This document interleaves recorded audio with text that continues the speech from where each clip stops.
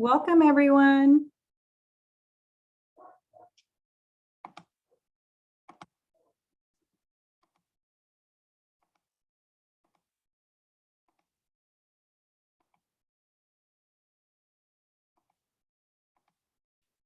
Bienvenidos, welcome, everyone. Before we begin, I want to remind all attendees to please sign into the link provided in the chat by David. If you have any issues, please make sure to direct message him. If you have any questions during the course of the presentation for our presenter, please make sure to direct them to Hoover, and he will address them at the conclusion of the presentation. Also, a short survey will be shared in the chat by David towards the end of the event. So please make sure to take a couple of minutes to complete this survey for us.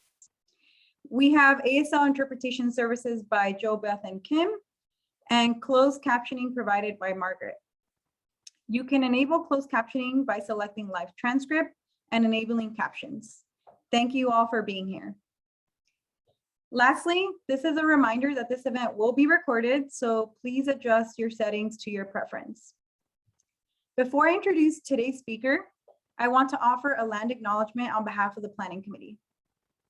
Every community owes its existence and vitality to generations from around the world who contributed their hopes, dreams, and energy to making the history that led to this moment. Some were brought here against their will. Some were drawn to leave their distant homes in hope of a better life, and some have lived on this land for more generations than can be counted.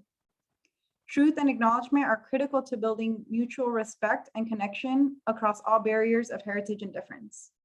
We begin this effort to acknowledge what has been buried by honoring the truth. We are currently occupying ancestral land of the Tongva people. In our work to promote social justice and education, we must always consider the many legacies of violence, displacement, migration, and settlement that bring us together here today. With that being said, I'd like to welcome you all to this evening's presentation for Latinx Heritage Month. This is Glendale Community College's second year observing Latinx Heritage Month, and our theme for this year is celebrating our diverse stories, voices, and identities. The Planning Committee selected this theme to celebrate the unique individuals within the Latinx community despite the various challenges they have faced in this country. Lastly, it is an honor to introduce Dr. Leisy Abrego, who will be discussing the topic Central American migration to the US. Leisy Abrego is a professor and chair in the Department of Chicana and Chicano-Chicana Central American Studies at UCLA. She teaches courses on Central Americans in the US, Latinx families, race, gender, and labor, and Chicana-Chicano studies. Trained in sociology, she studies Central American migration, US intervention in Central America, Latino, Latinx families, and the production of illegality through US immigration laws. She is the author of 3 books, Sacrificing Families, Immigrant Families, and We Are Not Dreamers. Her research examines experiences of Salvadorian transnational families and those of undocumented Latina, Latino, Latinx immigrants and their families in the United States. With that being said, it is my pleasure to welcome Dr. Leisy Abrego. Thank you so much, Priscilla, for the invitation. I'm really honored to be here and hope that we can have a little bit of a conversation, even if it's in the chat. I'm going to go ahead and start sharing my screen.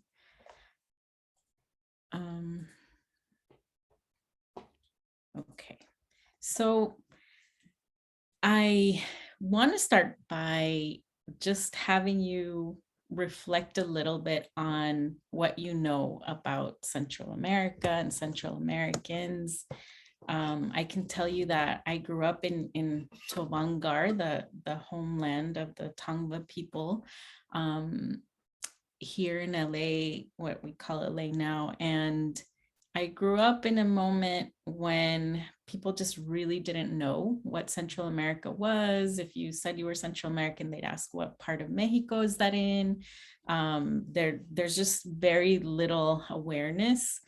And so it's been a process of learning myself and then also teaching our students. And so just, I want to give you some of the very basic kind of information about it. So we're all on the same page. So Central America is an isthmus that connects the North and South Americas. And there are 7 countries that make it up, right? Typically, if you hear anything about Central Americans, it's mostly focused on Salvadorans and Guatemalans, but there are 7 countries, and I want you to just, know what they are, right? We have from south to north, Panama, Costa Rica, Nicaragua, El Salvador, Honduras, Guatemala, and Belize. And this is a diverse area. They're also settler colonies like the United States, with over 60 indigenous languages spoken in this region, with migration, forced and otherwise, throughout history that includes people from Africa, from the Caribbean, from Asia, from the Middle East, from Europe.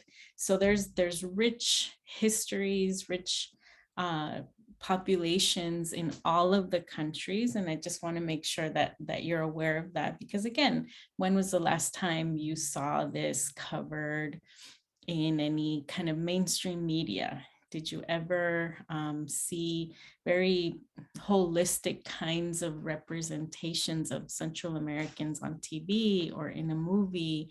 Or have your high school classes ever covered any of this region in detail, right? In general, that isn't the case for most people. So let me share a little bit more with you all about Central Americans and who we are. The population of Central Americans really was very small in 1980 and has grown consistently since then.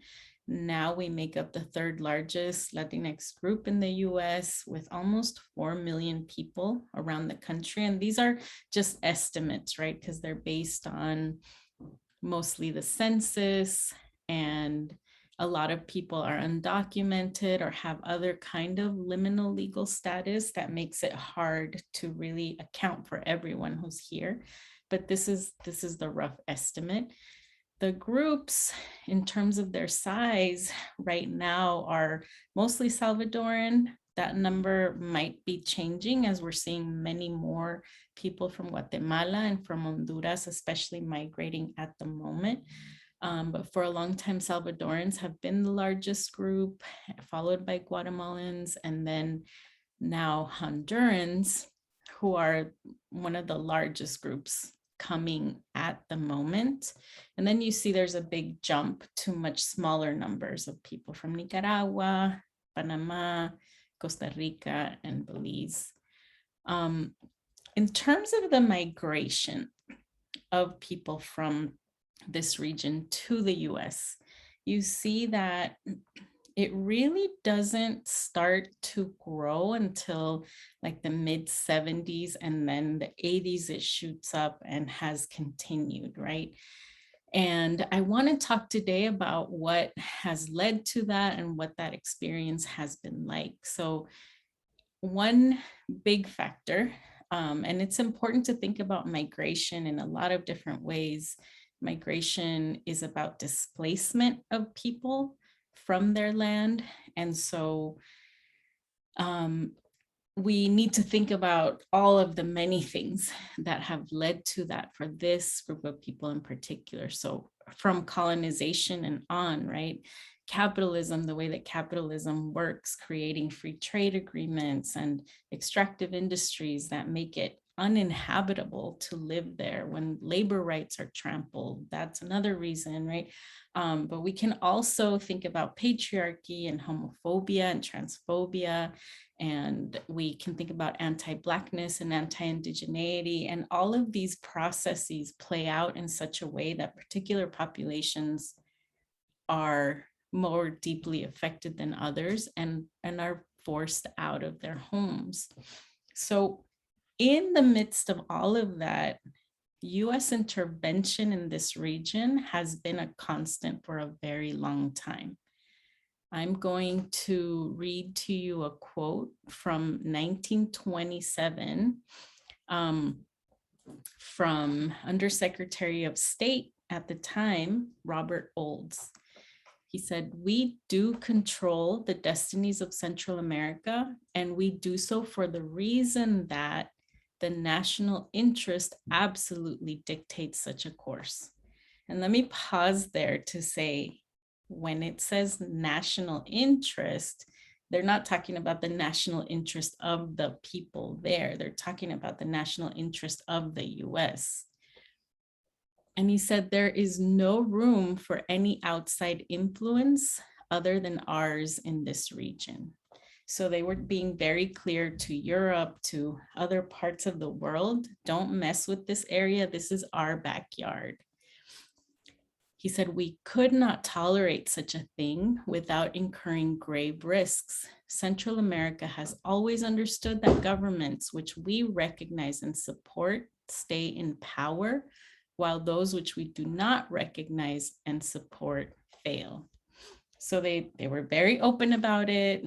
Governments nowadays are not so, open about these things, but in practice, we continue to see the same kinds of experiences. So what is it that was happening during this time that made migration a bigger thing in this region, right? There's been inequality, there's been poverty, but really it was about the mid 70s and 80s and on when people started to have to flee, right? So in terms of US foreign policy, one of the major things driving US intervention in the region is that they see it as their backyard where they have profits to make, right? It is really rich soil. They were always guided by the ability to use that land and to exploit workers there. They thought of cheap labor, right? And so they did everything from helping Panama to become independent from Colombia with the promise that then the US could create the Panama Canal, right? So they literally separated the land in this part of the world, because you saw on the map, right? It's very thin. They engineered it so that they could have ships with their trade go through there and not have to go all the way around the continent. That was a disruption in Panama, in this part of the world, bringing in workers in very, very difficult and dangerous conditions. It created all sorts of inequalities that continue to this day, and all for the profit of US elites and local elites who always work together. In places like Honduras, and really Guatemala, also in South America as well, right? The use of the land to produce profits for the US was a constant. Bananas were particularly considered a good crop because you could get the workers to do it. It grows quickly. Then you can put it on one of these ships, cut it when they're green, right? Put it on the ships. Within a week, you can still sell it at full price. It's still a good, fruit to be able to sell. So there was a lot of profit to be made there. And it meant that the owners of these banana companies were allowed to do as they pleased in the region. It's why we hear the term banana republic to refer to places like Honduras. But it came with a lot of violence against the workers anytime that people tried to organize for better working conditions. Long history of that. The US military would get involved if there was any kind of mobilization happening against this. Sometimes even when governments in the region wanted to use some of the unused land of these companies for the people who wanted to grow their own crops, for unused land, the US would get involved in a military way causing a lot of violence and disrupting the region with all of this, right? Things had gone on this way for a long time, but in the 60s, 70s, 80s, there was armed conflict. We could think about it as civil war. And in the case of Guatemala, we can really think about it as genocide as well.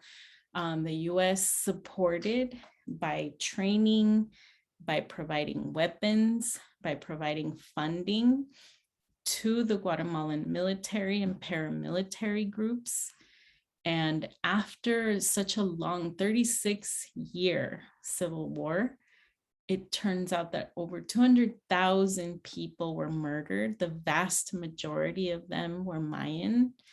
And when that war was over and the United Nations Truth Commission did its research and did its report, they found that 93% of the war crimes committed during that period were by the side that was funded by the United States. Similarly, next door in El Salvador, there was an armed conflict that lasted 12 years. It was also a brutally violent period in which military and paramilitary forces were given the green light and trained to commit horrific crimes against anyone who was considered a rebel, a communist. In that case, it's estimated that 85% of war crimes were committed by the side that was funded, trained, supported by the US. So what is it that the US understood that was happening there that they wanted to get involved in? And sorry, you can't see this. It says May 9th, 1984. This is President Reagan addressing the nation, requesting funds to support the military in the region. And listen to how he talks about this. Listen to how he understands Central America. Central America is a region of great importance to the United States, and it is so close.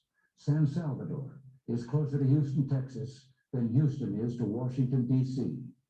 Central America is America. It's at our doorstep, and it's become the stage for a bold attempt by the Soviet Union, Cuba, and Nicaragua to install communism by force throughout the hemisphere. When half of our shipping tonnage and imported oil passes through Caribbean shipping lanes, and nearly half of all our foreign trade passes through the Panama Canal and Caribbean waters, America's economy and well-being are at stake. Right now in El Salvador, Cuban-supported aggression has forced more than 400,000 men, women, and children to flee their homes. And in all of Central America, more than 800,000 have fled, many, if not most, living in unbelievable hardship. Concerns about the prospect of hundreds of thousands of refugees fleeing communist oppression to seek entry into our country are well-founded. What we see in El Salvador is an attempt to destabilize the entire region and eventually move chaos and anarchy toward the American border. So you hear his perspective on what's happening is about a communist, anarchist kind of group that is coming to our borders, and it's a crisis and they're so nearby and we have to do something about it. So this is how a lot of US presidents have discussed the region. And when you have almost no other kind of representation of Central Americans, this is what like a mainstream audience would come to understand about who this group is. It's a crisis. They're communists, subversives. They're spreading chaos and anarchy at our borders. And so they used this. They used it throughout the 80s to fund the wars and to make life miserable and unlivable in that region. And then people had to flee, right? There was no option left. And what happens when they arrived to the US, things like the story I'm about to share. So Jenny was a 15-year-old girl who was born in El Salvador, who came to the US to try to reunite with her mother, who was an undocumented housekeeper in LA. And Jenny was unable to get further than the border because she was detained in what were jail-like conditions. But not only that, she was placed in rooms with adults who were not related to her. She was not given any access to health care, and she was subjected to regular strip searches in this process. So you can imagine what a 15-year-old is going through and trying to get away from a dangerous situation, and only to come and be treated this way, right? Because the fact that the US was supporting the war and funding one side of it and creating the misery that forced so many people out meant that they were not going to acknowledge that people leaving that were refugees. That would mean that they'd have to accept their role in what was happening there. So instead, they treat people like they're undocumented, they're doing something illegal and trying to flee, and they're treated like prisoners. Jenny, who I mentioned, her full name is Jenny Lisette Flores. This case happened in 1985. It easily could have happened a few years ago. It easily could be happening right now, right? These things haven't changed very much. In that moment, there were so many Central American children like her in similar situations. And it was because Jenny's mother was a housekeeper for someone who had resources and wanted to get involved. They hired lawyers to do this class action lawsuit. And after a 12-year period of litigation, they came to a settlement. So it was settled out of court, but it produced the Flores Settlement Agreement in 1997. The Flores Settlement Agreement continues to this day to be the only set of standards that we have in this country that tells federal officials how to treat children under federal custody. If you think about that for a minute, right? The fact that this is what people had to go through to get any kinds of standards in place, that you have to provide clean water, that you have to not put kids with unrelated adults in a room alone. Very, very basic things that every administration has tried to not follow. Yeah, I can hear you. It's just because I'm with AirPods, so like if you can't hear me, that's fine. Sorry, I don't know. We can hear someone else. Okay. So we still have the Flores Settlement Agreement. Obama tried to get rid of it. Trump tried to get rid of it. Each administration has tried because it doesn't permit them from keeping kids in custody for longer than a few weeks.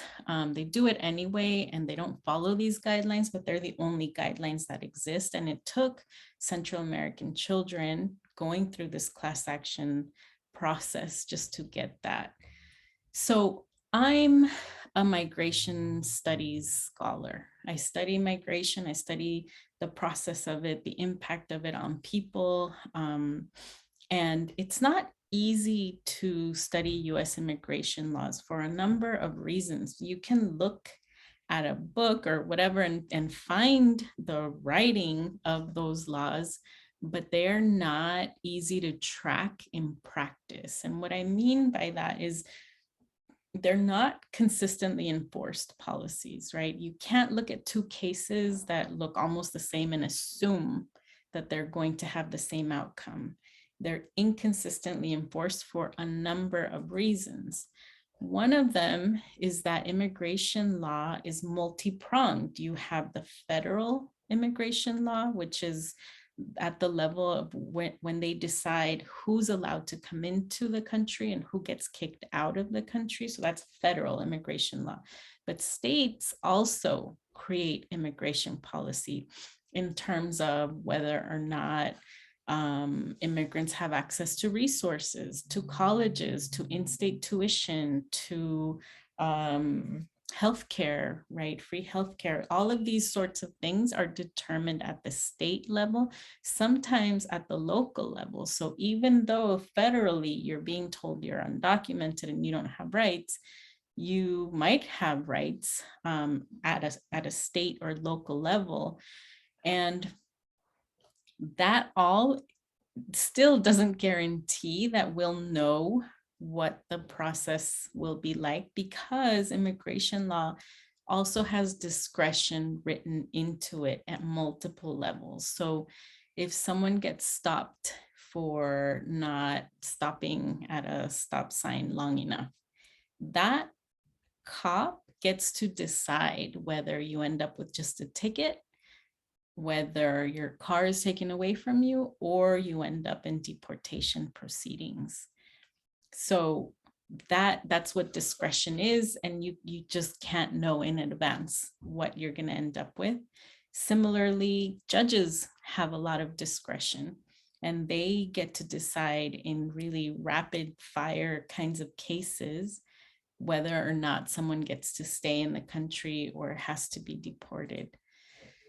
So all of that is happening at the same time that you have people who have rights, even if they're undocumented, but they are workers, or they are students, or they are children, or they are renters, right? Each of those categories is also under particular laws. So for all of these reasons, it's not easy to determine how immigration policies play out in people's lives. And what we do know is that the way that it's enforced, particularly in the last 30 years or so, there's the production of what it means to be undocumented, of what quote unquote illegality is, right? And it means that there's this cumulative and far-reaching effects of being undocumented because the law is created this way. Salvadoran sociologist Cecilia Menjivar and I have, through our research with Central American migrants, come up with a term that we think captures some of what happens to migrants. So we call it legal violence because we're trying to think about violence, right? We feel that the things that people go through are forms of violence, and we're trying to capture that because usually we think of violence only in terms of like bruising and two people going at it, and you can see it and you can label it, but there's so much harm that happens in other ways that are not just those kinds of fights, right? And some of it is what is called structural violence. Structural violence is about the way that the institutions that govern our lives already are set up to produce inequality.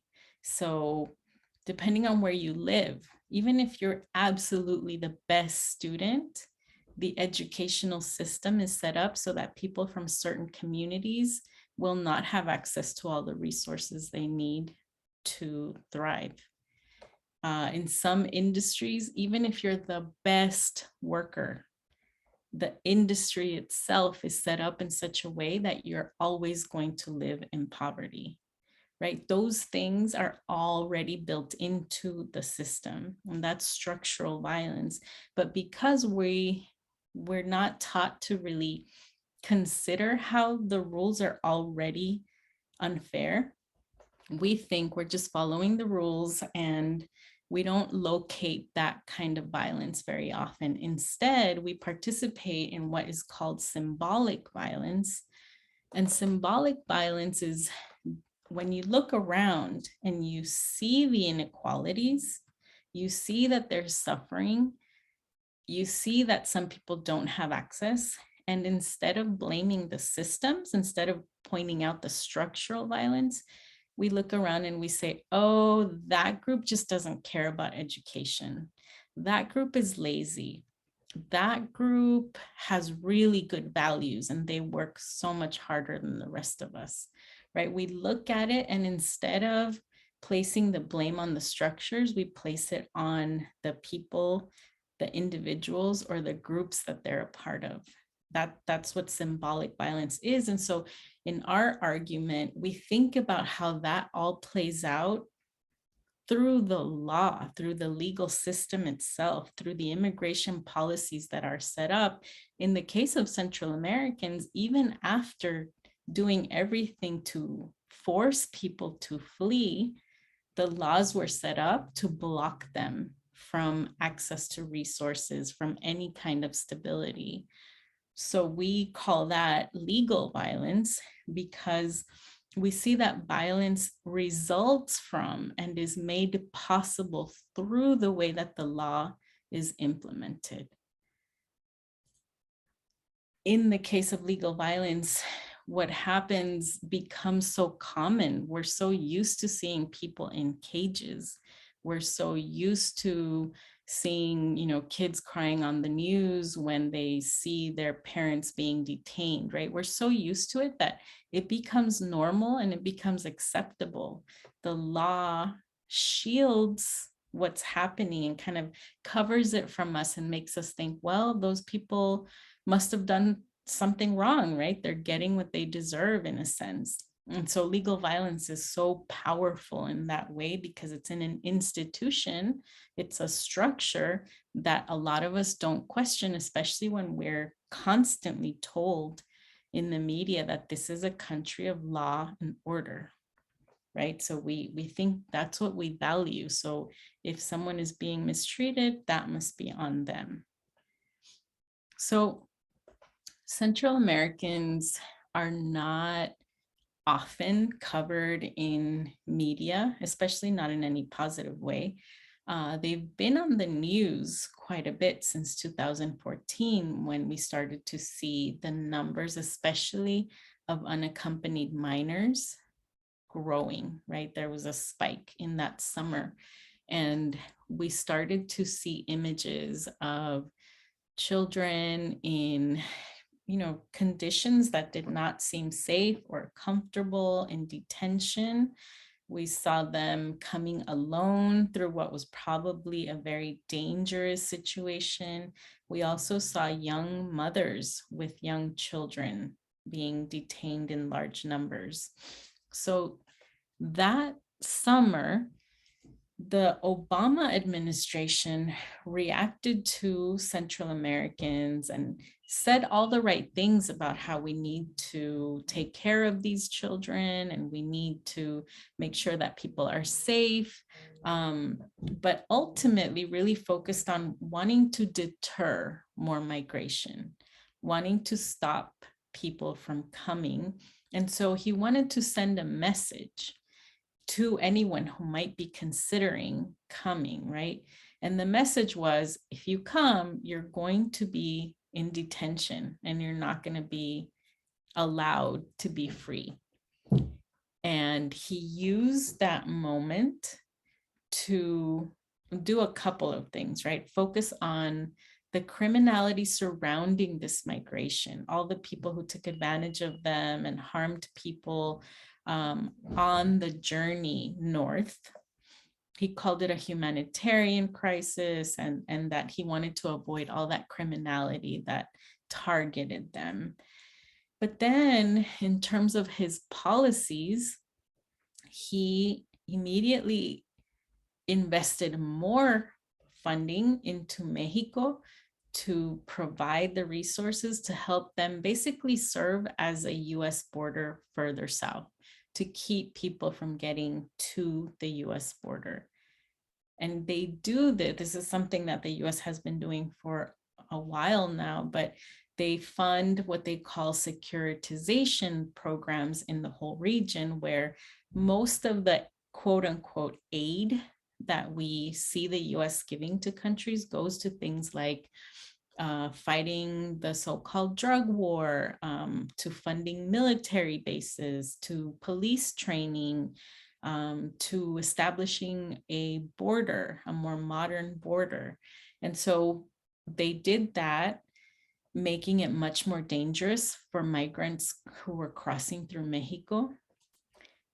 And simultaneously, the Obama administration expanded the practice of family detention, right? Through this talk about making sure people get the message that they shouldn't come, they, in a matter of just a few months, I'll show you, expanded the number of places where mothers and children were being detained. So in terms of the journey north and what it meant that Mexico was now a US border effectively, it meant that the trajectory through Mexico became even more dangerous. This is considered one of the most dangerous migration routes in the world. And every year we hear of tens of thousands of people now from lots of different parts of the world, for a while, mostly Central Americans, who were disappeared, who were killed, who were kidnapped, who lost their limbs, all sorts of things, tens of thousands of people per year. So US funding of this meant that now there were more resources to go after Central Americans, making it more dangerous for people. Just so you have a sense, right? So Mexico detains and deports Central Americans as they're often trying to make their way north to the US. In 2013, before that additional funding from the Obama administration, Mexico had detained and deported 80,000 Central Americans back to Central America. Within 3 years, that number had doubled with those funds, right? Those resources were used for that. We saw a similar thing with unaccompanied minors in 2014. Just over 1,700 children were detained and deported. And within 3 years, that number multiplied by 10 times, right? To 17,000 people. Within the US, this idea of the humanitarian crisis somehow was used to justify this massive expansion of detention centers, really, putting people in jail. When this all began that summer, because there had already been a really messed up history of detention of immigrant families in the past, people had died. So they had closed most family detention centers. There was only one left. But within 6 months of these images that I showed you earlier, the number of beds, the capacity had grown 35 times in less than 6 months. So by the end of that year, there were hundreds of Central Americans in these detention centers. And they had the audacity to call them family residential centers in some cases. In the state of Texas, they got very close to even labeling them as child care facilities. And you can see clearly, this is an image of one of these places, that it was a prison, and they just put a crib in it, but they were calling it family residential center because that would get them even more funds, more money to detain people in them. The people who were interviewed for all kinds of journalistic pieces describe it as a prison or as a baby jail. There was no question about it to the people who lived through it. So under the Trump administration, people started to pay attention and to care about what was happening. And they started to kind of make those connections about the legal violence that I mentioned earlier. Prior to that, people didn't want to believe, especially someone as, likable and charismatic as Obama, that his administration would do something like this. But it took several years. The University of Chicago Law School, in partnership with the ACLU, demanded information through the Freedom of Information Act about Border Patrol abuses. And they ended up getting a 30,000 page report, 30,000 pages with examples of abuse of minors. So I will share some of those, just 3 of those, just examples for you to get a sense. And I'll let you know that it's hard to hear these things. And I think it's important for us to know. So they found, for example, that the Border Patrol denied detained children permission to stand or move freely for days and threatened children who stood up with transfer to solitary confinement in a small freezing room. They also subjected a 16-year-old girl to a search in which they forcefully spread her legs and touched her private parts so hard that she screamed. They threw out a child's birth certificate and threatened him with sexual abuse by an adult male detainee. The report came out in 2018, but all of the incidents happened under the Obama administration. And I share this with you because it's so important that we understand that this is a bipartisan issue and always has been. So then we had the Trump administration. And in 2018, you can see that even though the numbers of people being apprehended at the border were actually lower, Trump came in with a plan, and Central Americans were central in his understanding of immigration policy. What I mean by that is, right after he won the election, the very first interview that he did with Time magazine, they asked him, among lots of other things, what he was going to do about immigration. And he turned and points to a tabloid that was on his table.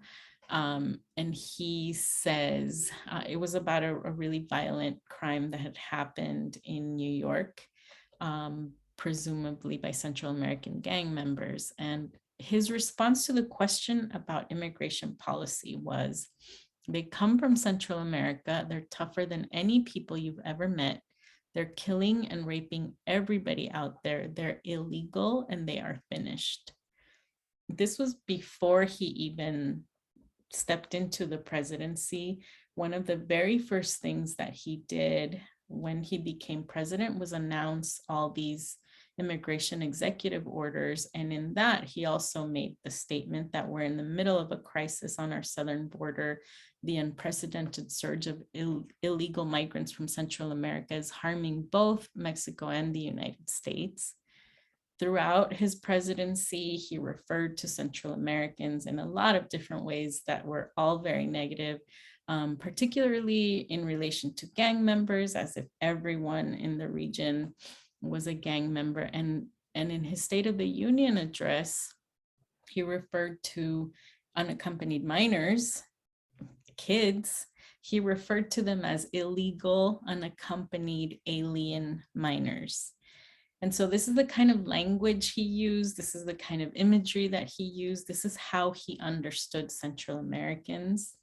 And when you think about, again, right, Central Americans are not portrayed, especially not positively or holistically, in any other kind of mainstream media. So you're hearing presidents of this country talk about groups of people first as anarchy, and each of the presidents has had speech like this.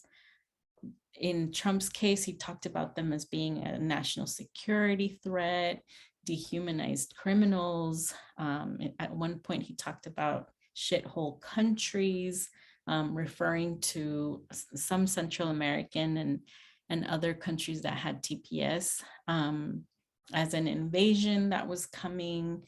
His wife, the first lady, also participated in this. The first time she went to one of the detention centers to visit the children there, she wore a quote that said, "I really don't care, do you?" So you can see just like the level of dehumanization, and Central Americans were key to all of the immigration policies that his administration passed as the targets. All of that, kind of came to the zero tolerance border policy, which officially was in place only that summer of 2018. But we know journalists have demonstrated that the practices happened before and after that.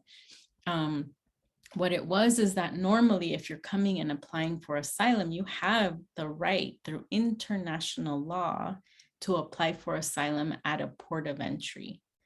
And what the Trump administration did was take every immigrant, whether or not they were applying for asylum, and prosecute them through ICE instead. Asylum was not an option. Everybody was treated as a criminal. And if they were adults coming with children, as parents or as, aunts and uncles, grandparents, they separated the parents from the children, placed the children into a process through the Office of Refugee Resettlement, but there was never any plan for reunification. They didn't have the information to put the families back in touch after the process. So in some cases, families were apart for years.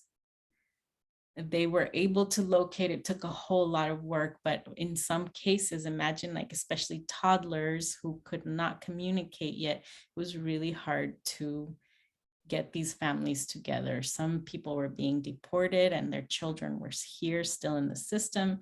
It was a big, big mess and traumatizing on many levels because there was never a centralized system to track any of them. They were just separating them. Because it was during the Trump administration, people were paying attention in ways that they weren't before that I hadn't witnessed, right?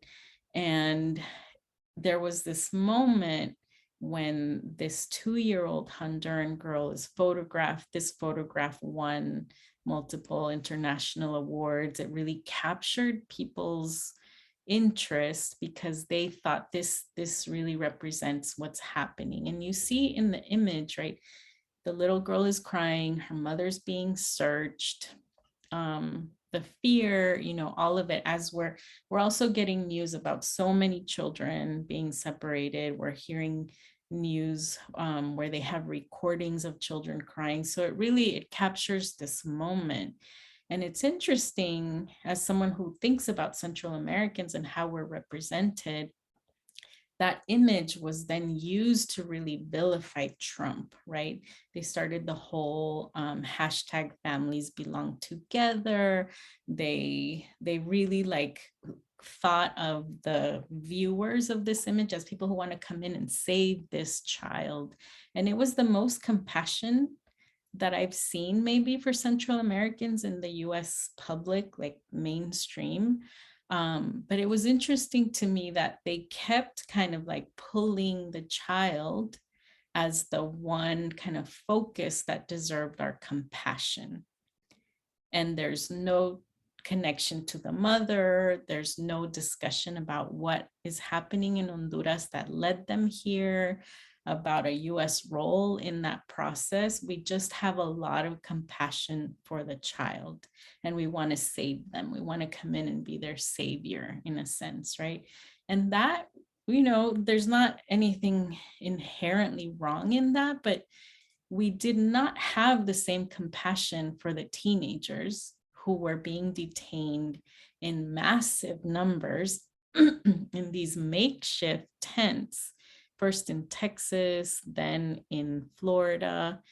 By October 2020, the Marshall Project, it's an investigative journalism project, found that 500,000 kids had spent 30 million hours in detention. And that's a big deal if you think about the conditions that people went through, especially if they were separated from their parents or anybody that they knew, the kind of trauma that people are living with. And all of that, we could see so clearly the legal violence of US immigration policies because we already disliked Trump, but that was not new. It wasn't new, and US immigration policies have performed, have created, have made possible legal violence in a lot of different ways. So in terms of Central Americans, each administration presents us as crisis. We are the crisis, we bring the crisis, we are the threat, right? But there's not ever a discussion about what role did the US play in displacing so many people? Why are people coming? And that's something that I hope you take away from this conversation, right?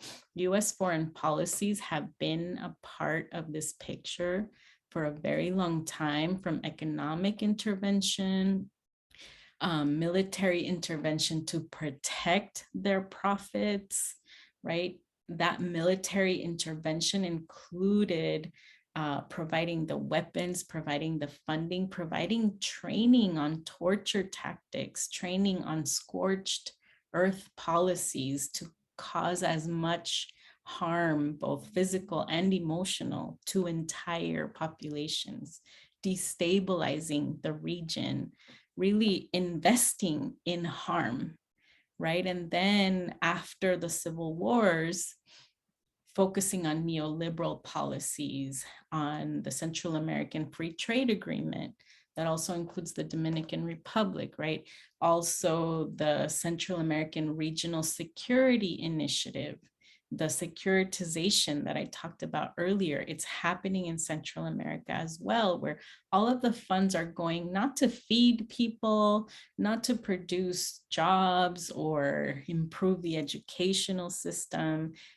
All the money is going to train police, to really strengthen borders, to make it safe for companies from outside of the region to come in and take advantage of the labor and of the natural resources of the region. So again, reproducing the kinds of practices that make it uninhabitable, and what we end up with then is a reality where people have to flee. As human beings, we all seek survival, and the conditions are not livable there. So we've seen a number of these caravans or mass exodus. We see them continually. It happens. People face violence from authorities at every border and within every country that they go through. This is what's going to continue to happen. And the thing is, particularly under the Trump administration, we started to see that a lot of the same language and animosity that we know about in the US against Latinx immigrants was being repeated almost verbatim in Mexico against Central American migrants. So we're seeing this, the legal violence permits a recognition as the people who are the victims of these structures, thinking of them as the problem and the crisis, wanting them to be harmed in the process. And indeed, right, those policies continue. The Trump administration was particularly ruthless in its drive against migrants, all kinds of migrants, and creating ad hoc kinds of policies without any real legal backing, but with real repercussions for migrants. So people were not allowed to apply for asylum for a long time, had to stay in Mexico. They called it the Remain in Mexico program. The migrant protection protocols, they were called legally. All of those things continue right now. The Biden administration hasn't changed all that much, but because he doesn't present what's happening using the same kind of language and the animosity is not obvious, then we all kind of like took a deep, breath and feel relieved that there's been change. But for migrants, things haven't changed, and legal violence very much continues to be a reality of what it means to seek survival for migrants. I do not want you to think that Central Americans are only victims. They're not. there is and always has been resistance at every level. This is a picture, for example, of the very first event that we held in July 2014, when different communities in Southern California were blocking buses of Central American children from coming to their towns. And, you know, if you look for the interviews, you look for the news segments, you'll hear some really nasty things that people said about the, you know, gross illnesses that people are bringing, and we don't want those people here. They're like the trash of this and that. This is how people reacted. And so a lot of Central Americans who had migrated in previous decades got together to try to figure out, how do we welcome people, right? And this is a form of resistance to all of that, to create spaces of safety and welcome for the people who are fleeing the same kinds of conditions that forced so many of us out in prior decades. People resist, in the case of Jenny Lisette Flores, through legal means, right? They have to put their bodies on the line to resist the violence that they experience. Some people lose their lives in the process, and I want to recognize just a few because there are so many.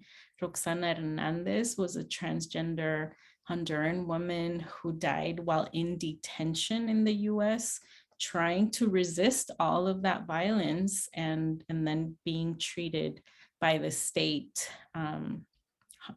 with such harm that she died.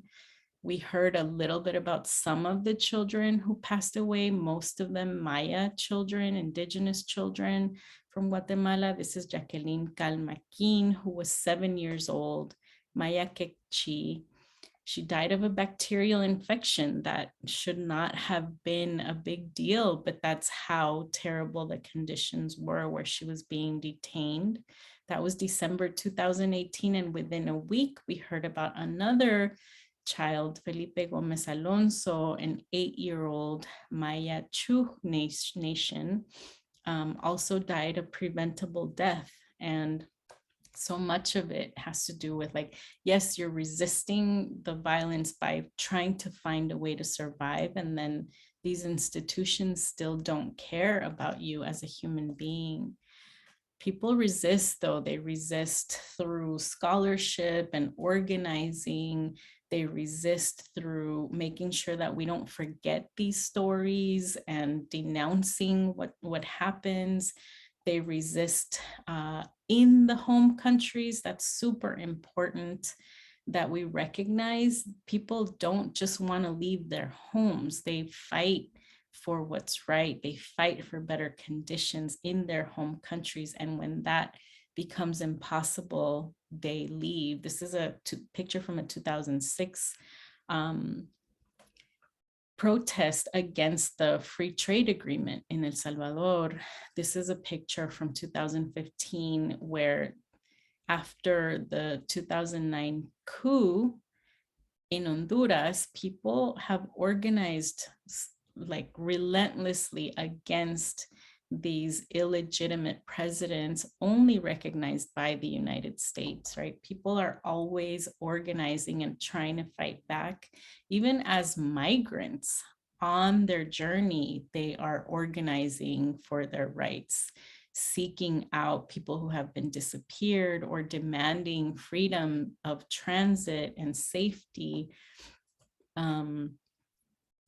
Even in detention, a number of different groups of mothers, while they were being detained during the Obama administration, they organized hunger strikes to get the word out about the conditions they were living in. And they had a letter writing campaign that they publicized where they were asking President Obama to free them because some of their children were trying to commit suicide. The conditions were terrible. They were always sick.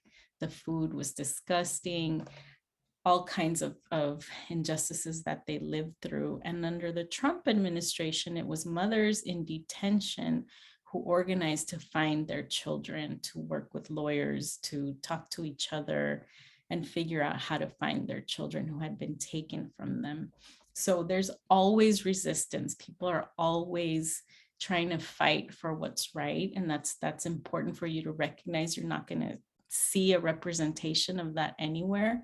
And why I feel that it's so urgent that we learn about Central Americans, why I feel very fortunate to have a job where I get to do this, because I need to provide context and to humanize and to denounce the injustices, to counteract the silence and the misrepresentation that have been at the cornerstone of what it means to be Central American in the US.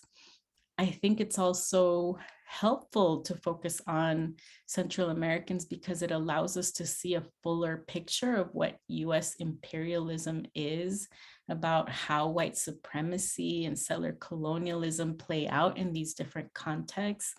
And I'm hoping that as we build this kind of budding field, that we center a desire to end anti-Blackness, anti-indigeneity, to end homophobia and transphobia, all of these forms of violence that harm particular parts of our communities in different ways, and that are also the reality of how people get displaced. And my sense is that focusing on these experiences also gives us a lot to understand why we need to critique nation states, right? Because in all of these cases, it's not just the US, it's also the elites in Mexico who are profiting from being able to target Central American migrants without any kind of repercussions. It's also each of the different countries that does nothing to protect its citizens and their well-being, right? Nation states are really just set up to support the profits and the well-being of elites, and that's all that happens, and people are very clear about that, and that's why so many people flee. They don't feel protection anywhere. So I will leave it there. I'm hoping that as I remove this, I can see the chat, and then I'm happy to answer questions or get a discussion going if people feel comfortable. Thank you very much. Thank you so much, Doctora. That was a really, really informative presentation. I know we got a lot of questions in the chat. So Hoover, do you want to share some of the ones in the chat? Sure, I will. First question, I don't know if people sent it privately or public, so I'm not going to put names. What do you say to people whose viewpoint is, yes, it's unfortunate, and then quotes, yes, it's unfortunate that their countries aren't safe, but the US borders shouldn't be open. We should take care of our own people and not spend money taking care of our non-citizens. This is the kind of argument I hear all the time. And aside from pointing out that asylum/refugee proceedings are legal processes, forget our role in creating some of these issues.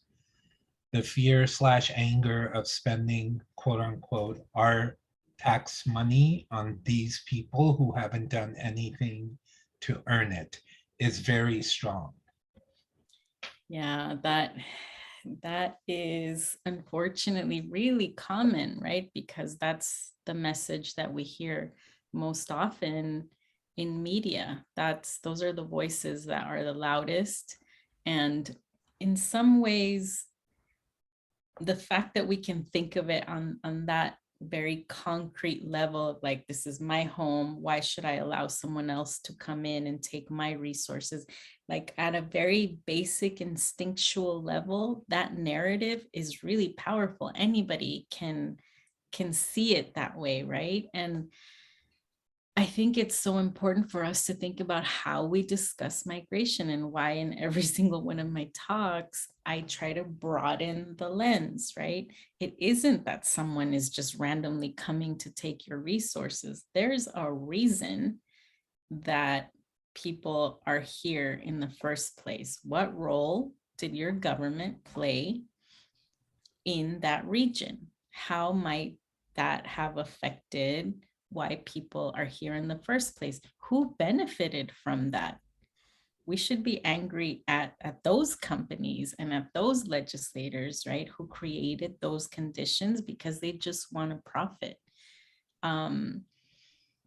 Yeah, my hope is that we broaden the conversation, that we stop focusing just on that thing that sounds so relatable, and find ways to make it relatable, to think about that broader picture and the moral responsibility, and I'd say the economic responsibility, right? The US was very happy to invest millions and millions and billions of dollars to destabilize the region. And as soon as it was over, stepped back and left it alone. And we're still reeling there from what happened as a result of that initial investment. And it would be the morally correct thing to invest as much in stabilizing the region after the fact. Just following up on that, I'm just wondering, what are your views on the climate change that is also driving some of the migration? Because people are doing it to survive, basically, because of droughts and yeah. We're going to continue to see this. It's going to be from all over the world because the US disproportionately pollutes, right? And we are making the planet uninhabitable, and people are going to seek survival. That is the reality. So when I think about how much the US is investing in borders and in militarization and in, police, right? All of that makes me think about how they're preparing for that. They're preparing to keep people where they are because they know that as human beings, we're going to seek survival, and the US is going to be one of the places where people are going to try to find safety. Yes. Yes. Thank you. Someone else, just a comment, and you can comment on the comment. My mom migrated from El Salvador during the war in the 80s. She left her country illegally and sought asylum, but was told her life was not in big danger and was denied. My stepfather, who is also Salvadorian, and left during the war, also seeking asylum because his life was in danger, was granted asylum. It always blows my mind on how they determine who gets approved and who doesn't. Both my parents are now citizens, but my mom struggled a lot to gain that. Yeah, that's really interesting. There were not many people who were granted asylum, especially in the 80s. In the 80s, only 2% of all of the people who applied among Salvadorans, and only 3% of Guatemalans were granted asylum. So 98, 97% of asylum applications were denied, because it would mean that the US would have to accept that they were funding something that was forcing people out, and that politically was not something they were willing to do. So it meant that, one, your father was one of the fortunate few. It also meant for a community, at the community level, think about what it means that over half of the people, so many, more than half, were undocumented. Not only did this country deny that they had a legal right to pursue asylum, right? That process then denied what they had lived through, denied that there was the kind of torture and scorched earth policies, all of that. It denied all of it. And people who really should have had access to, care for trauma were instead trying to find a way to survive while being undocumented and having their stories denied, basically. So at a community level, that is devastating. You have people who are traumatized, who have no way to feel affirmed in their in their pain and their struggles, and instead are made very vulnerable in this country. So yeah, I'm glad that your parents found a way. Unfortunately, that has not been the case for most Salvadorans, Guatemalans, and now Hondurans. We had someone speaking about trauma yesterday evening, which is interesting to connect it to what you're saying if people who were there are here also. And it almost becomes generational, right? Because it's passed on to the younger folks in the family, and then they pass on about grandparents, etc. So it transcends multiple generations. Absolutely. And we've seen that, for example, with like survivors of the Holocaust, right? That is all intergenerational. In the case of Central Americans, it is complicated by these things that I've been talking about, by the fact that it's never been officially recognized. It's not a group that is highly valued in any way whatsoever. And they don't have anywhere to get the information, right? So I teach classes at UCLA. My students, many of them are children of Central American immigrants, and in college is the first time that they get to learn anything about why their parents migrated, or what they're doing here. They had no idea, because there's nothing on TV, not in English or Spanish TV, that talks about them. Yeah. There's nothing in schools that ever covers them. And in so many cases, not in all, but in so many cases, that parent generation who left a war doesn't want to talk about that. So they don't share. So there's a big void. There's a whole lot of silence around, what does it even mean to be Guatemalan? What does it even mean to be Salvadoran? There's nowhere to get that information unless you really go out of your way to do the research yourself. Yeah. The one thing, well, everything you've mentioned is pretty inhumane, but we didn't really talk about how inhumane the policy has been as far as, I don't know, just treatment of basic human rights, right? And how we can keep doing it and still constantly being inhumane, and we consider ourselves so humane, which brings me to the other part of, is there a legislature in Congress or in the House or Senate that has actually tried to introduce legislation to address that you know of or can think of? There have been attempts, rare attempts, and they're usually very incomplete. Last year, for a while, there was like a Berta Cáceres, was named after this indigenous feminist Honduran who was murdered for her activism at the environmental level, in particular against these transnational corporations that are polluting rivers and everything there, right? She was murdered, and there's been a lot of activity trying to get the US and Canada now is playing a big role in these mining companies that are harming these parts of the world. And so they named this proposal after her. It was called something like the Berta Cáceres, I don't know, act, for something that involved no longer sending military aid to the region. And it involved really just kind of accepting the role of the US in all of that. I don't know how far it went, but there were a few supporters of it last year, and I haven't heard any updates about it this year.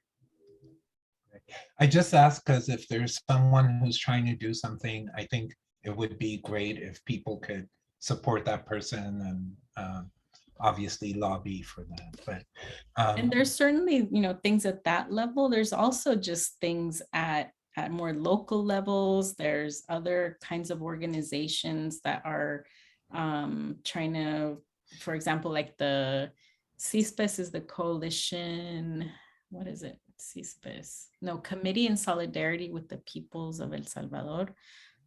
They do a lot of work to inform people about what's happening there and how we might be able to kind of nudge our legislators here. There's lots of local organizations, like the Central American Resource Center in LA and others that are working on various aspects of what is facing these communities. And I would encourage people to support those groups if you feel so inclined. One more question. Should there not be a cap on the number of asylum seekers, or should there be a limit on how many can legally seek asylum? Also, how could officials and the general public differentiate between illegal immigrants and the refugees? Those are interesting questions. So my response is usually to think about, again, like broadening the lens and not get so much into the specifics of it, because I think if we start there in like, wait, how many should we, or, if we start there, then we're already accepting that the debate is only here, where in that broader lens, again, how about if we make it so that people don't want to leave their homes, don't have to leave their homes? How about if we stop meddling and profiting from harming people in other countries so that they don't have to come? And even if we had an open border, people wouldn't come if they had everything they needed to have a dignified life there. Right. And that's really where I come into it, because I don't want to accept the debate under the terms of like, we're the good ones who are going to allow a certain number. We'll show you our generosity in this way. That's not what it's about. You've already messed things up there. And now you don't get to be the generous person who, allows these 5 people in, right? And then the issue about differentiating, I don't know, maybe the person wants to clarify, how could officials and general public differentiate between illegal immigrants and refugees? Yeah, and that's the other part, right? The wanting to differentiate then again really strengthens this legal system that causes so much harm, right? We all know about this country's history. Slavery was legal at one point for a very long time. And so wanting to only like hold on to this is legal, this is not, further strengthens that system that gets to categorize people in ways that, the Central American experience shows is not reflective of the reality. All of those people fleeing Guatemala and El Salvador were refugees.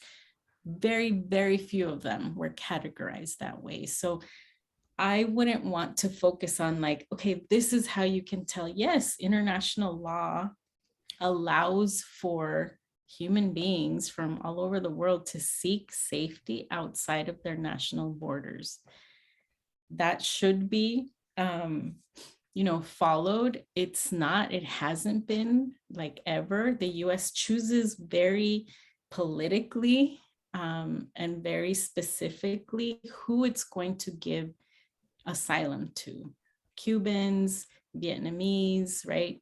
Now a few people from Afghanistan, right? They're choosing the ones who support the political image that they're trying to portray to the world about themselves. These people are leaving communism, and that's why we're accepting them. We have a better system than them.